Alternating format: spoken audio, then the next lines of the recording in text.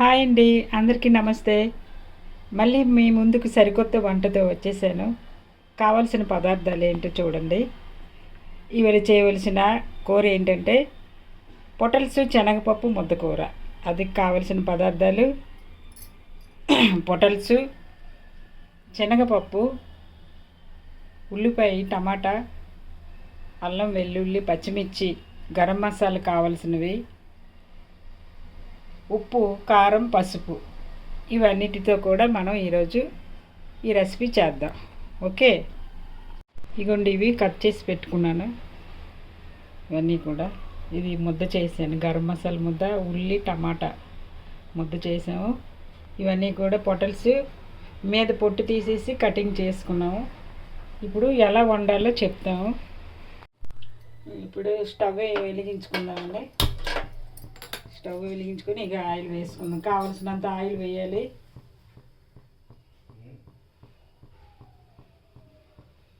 ఇప్పుడు ఇదిగోండి ఫస్ట్ పొటల్స్ వేయాలి. ఎందుకంటే పొటల్స్ కొంచెం బాగా వేగితే బాగుంటుంది కదా. ఈ పొటల్స్ వేస్తున్నాను. ఫస్ట్ చిన్న చిన్న ముక్కలు కోసుకున్నాను. ఈ విధంగా ఇలాగా ఈ పొటల్స్ ఫస్ట్ వేయాలి.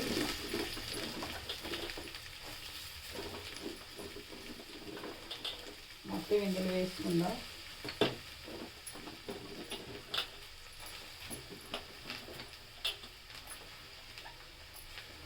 అయిపోయింది. ఇప్పుడు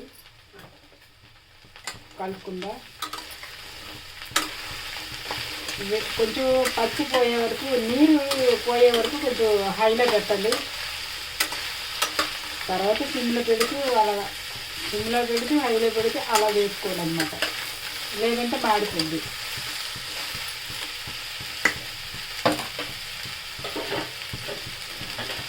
ఇందులో ఫస్ట్ కొంచెం ఉప్పు వేసుకుందాం. ఇలా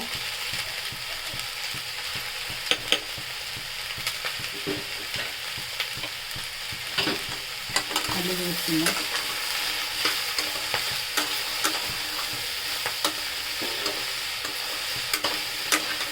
సిమ్లో పెడదాం.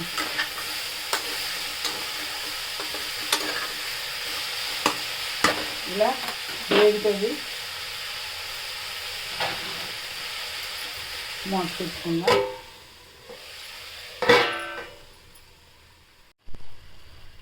ఇప్పుడు మూత తీద్దామండి. వేగిపోయి ఉంటుంది.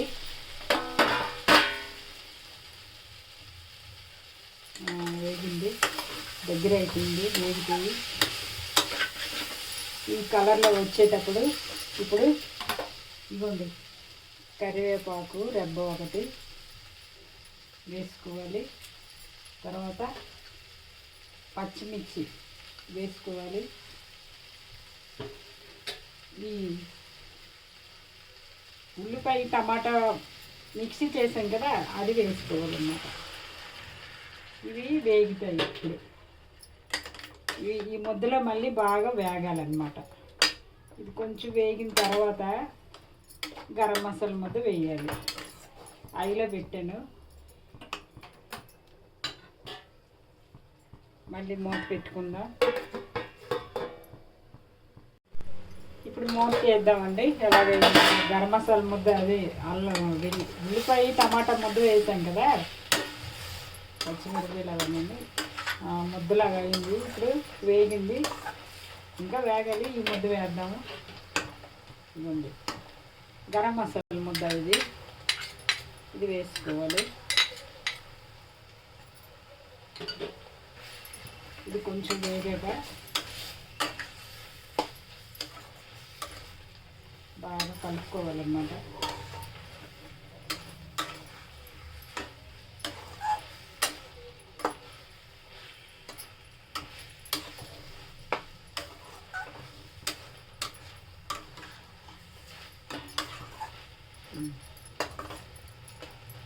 ఇలా కొంచెంసేపు మూత పెడదాం. మూత పెడితే మొత్తం అంతా అన్ని ముక్కలకి గరం మసాలా ముద్ద పడుతుంది, బాగుంటుంది అన్నమాట. మూత తీద్దాం. మళ్ళీ మంచి వాసన వచ్చేస్తుందండి. చికెన్ వాసన, చికెన్ మటన్ చేపలు వండుతాం కదా, అటువంటి వాసన వస్తుంది. గరం మసాలా ముద్ద మనం సొంతంగా తయారు చేస్తుంది. మంచి టేస్ట్ వస్తుంది, మంచి వాసన కూడా వస్తుందండి. ఇప్పుడు కొంచెం ఆయిల్లో పెట్టాను. ఇవ్వండి, ఉప్పు ముందు కొంచెం వేసాను కదా, ఇంకొంచెం వేస్తున్నాను నేను.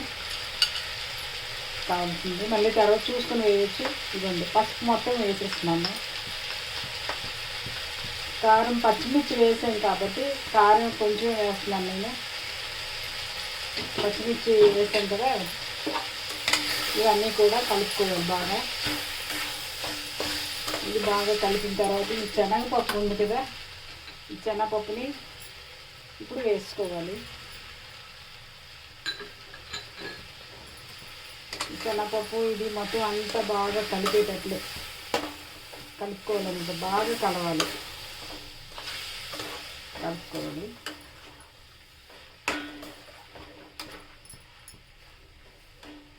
బాగా హైలో ఉంది.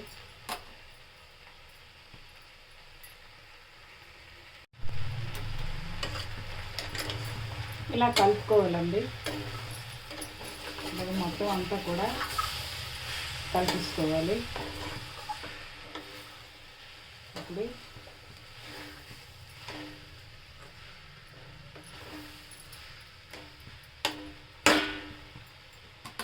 నీరు కావాల్సిన నీరు వేసుకుందాం.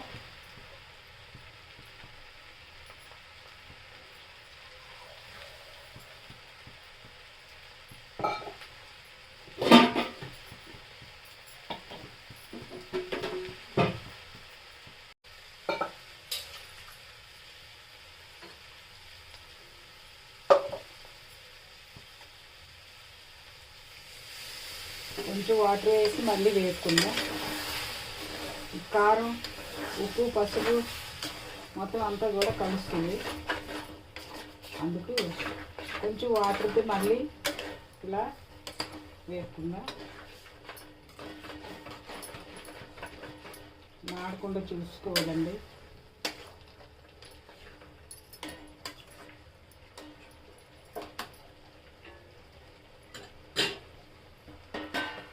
మూత పెట్టుకుందాం.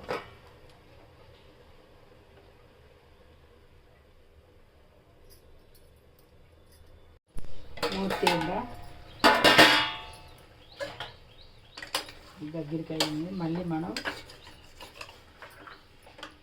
కొంచెం రాయి పెట్టి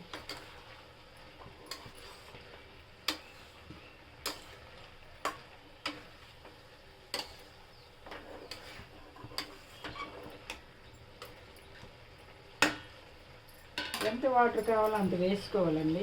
ఎందుకంటే శనగపప్పు మెత్తగా ఉడకాలి కదా, అందుకు ఇది కొంచెం ములిగినంత వాటర్ వేసుకోవాలి. అప్పుడు మీడియంలో ఉంచాలి మంట, పెద్ద మంట పెట్టకూడదు. ఎందుకంటే పప్పు ఉడకాలి కదా, అందుకు మీడియంలో ఉంచాలన్నమాట. ఇలా పెట్టుకొని మూత పెట్టించుకుంటారు. ఇంకొంచెం వాటర్ వేస్తాను.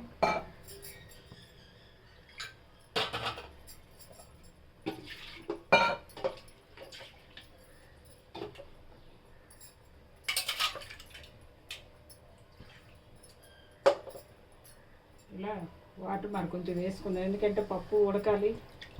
అందుకు మరి కొంచెం వాటర్ వేసాను. మళ్ళీ ఇలాగ కలిపేసుకొని మొత్తం మూత పెట్టేసుకుంటా. ఐలో ఉంచుకోవాలి. ఐ ఉంచితే మాడిపోతుంది. మూత తీద్దామండి. ఎంతవరకు వచ్చిందో చూద్దాం. దగ్గర అయిపోయింది, ముద్దలాగా అయిపోయింది ఇక దగ్గరికి. శనగపప్పు ఉడికిపోయింది, పొటలు కూడా ఉడికిపోయింది బాగా ముద్దలాగా.